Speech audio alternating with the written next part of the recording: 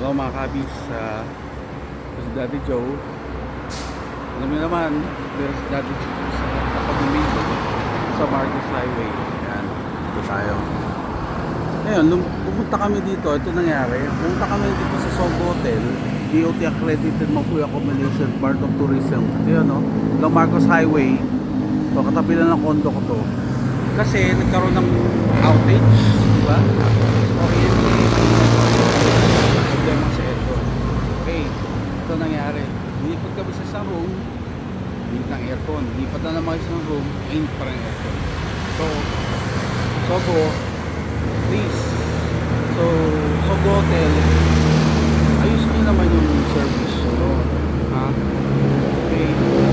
Ayoko sana i-report to. Kaya lang, kailangan para makita ng management na maganda yung dito sa Marcos, ha? Daddy Joe, signing out. Parabi sa akin ni JC. Shoutout sa JC. Sabi mo, upgrade mo kami ng room. Okay. Check natin. Update ko kayo mga kabisa kung maayos ang pag-ano sa amin. Paglipat ng room. This is gonna be a third room. Ha? Nilipat kami. Ito yan. Ito yan mga karo. Sogo Hotel.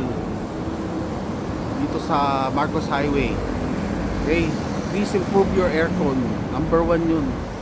Kliyente nyo pupunta dito para ano, so clean, so good. Oh, ganda. Kwarto, ganda. So clean, so good. Dagdag nyo din malamig yung aircon. Oh. Sogo Air. Ganun na. Paltan nyo na ng pangalan nyo. So clean, so good. Pangit ng aircon. Okay, tingnan natin kung anong gagawin ni JC. Okay. Si Daddy Joe, signing out dito. Sana maayos na yung accommodation namin. Okay. Update ko kayo mga kabisa. Kung magandang bigay sa bigay ako ng positive feedback. Hindi. Diba? Good ko lang tayo.